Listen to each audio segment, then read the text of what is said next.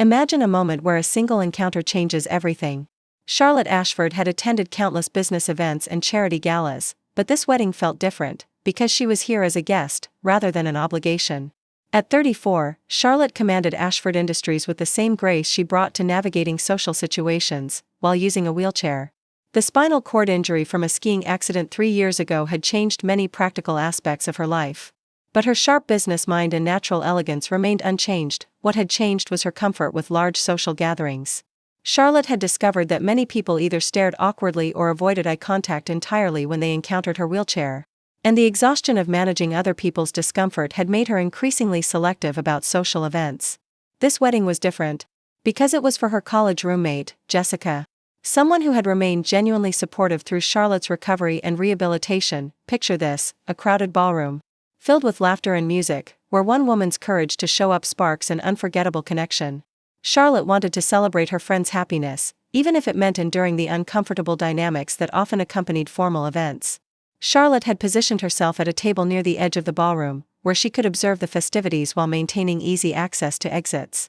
If the evening became overwhelming, she watched other guests dancing and mingling, feeling the familiar isolation that came with being visibly different in elegant social settings. That was when she noticed the little girl. The child, appearing to be about 4 years old, wearing a purple dress and clutching a small stuffed animal, was standing near Charlotte's table. Apparently separated from her family in the crowded reception space. "Are you lost, sweetheart?" Charlotte asked gently, noting the child's uncertain expression. The little girl nodded. "I cannot find my daddy," she said, with the matter-of-fact tone that children use to describe problems they expect adults to solve. "What does your daddy look like?" Charlotte asked, scanning the ballroom for anyone who might be searching for a missing child. "He is very tall and has dark hair," the little girl replied. "And he wears the same suit as all the other daddies here." Charlotte smiled at this description that could apply to half the men at the wedding. "Well, why don't we look for him together? My name is Charlotte. What is yours?" "Lily," the child replied, apparently deciding that Charlotte was trustworthy. "And my daddy is the best daddy in the whole world."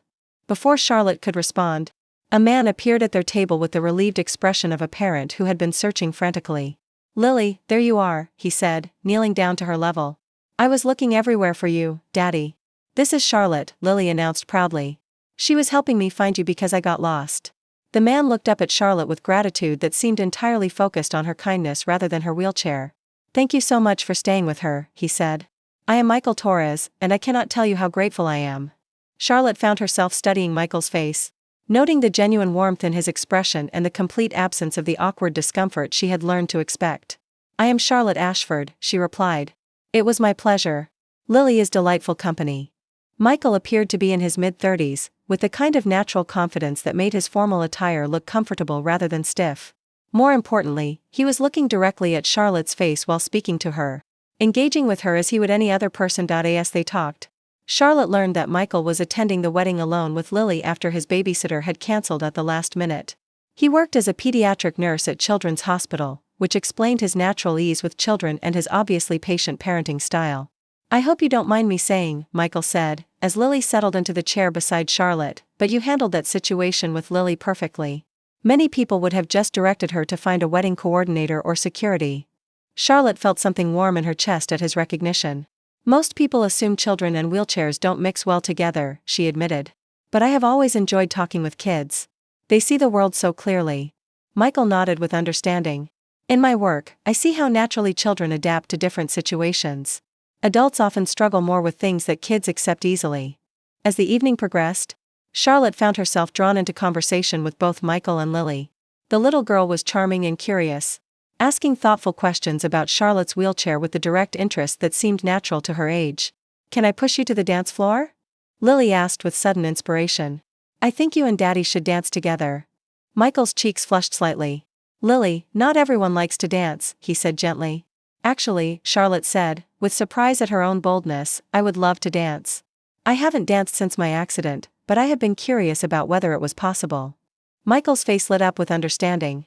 "I think we could figure it out together, if you are willing to experiment." What followed was unlike any dance Charlotte had ever experienced.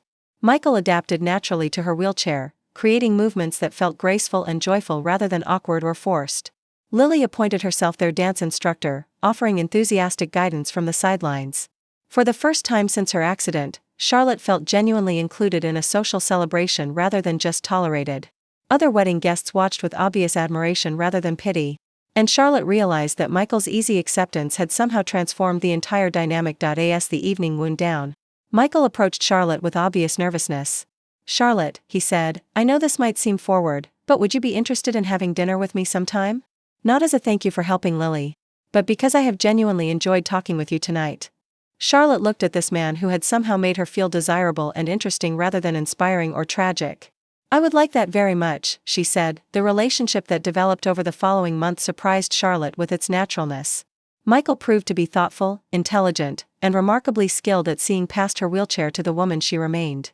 His work in pediatric medicine had taught him that strength came in many forms, and he valued Charlotte's business acumen as much as her grace under pressure. More importantly, Michael and Lily both included Charlotte in their daily routines with the kind of easy acceptance that made her feel like family rather than a girlfriend who happened to use a wheelchair. When Michael finally told Charlotte he loved her, it was after 8 months of building genuine trust and partnership.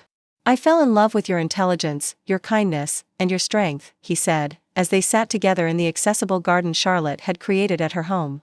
"You using a wheelchair is just one detail about you, not the defining characteristic." Charlotte looked at this man who had seen her as a complete person from their first meeting at a wedding where she had expected to feel invisible. "I love you, too," she said. "And I love how you and Lily have shown me that my life is not limited by other people's expectations." They married 2 years later in the same ballroom where they had first danced together, with Lily serving as flower girl and Charlotte wearing a custom dress designed to look stunning whether she was seated or standing at their reception. As Charlotte and Michael danced, while Lily spun nearby in her own purple dress, Charlotte marveled at how a lost child had led her to find exactly the love she had stopped believing was possible. Sometimes, the most beautiful connections happen when we stop hiding from situations that make us feel vulnerable and allow others to see us exactly as we are, trusting that the right people will recognize our worth regardless of circumstances. If this story touched your heart, please like, share, and subscribe to Whisper Fable for more inspiring tales of unexpected love and the power of authentic acceptance.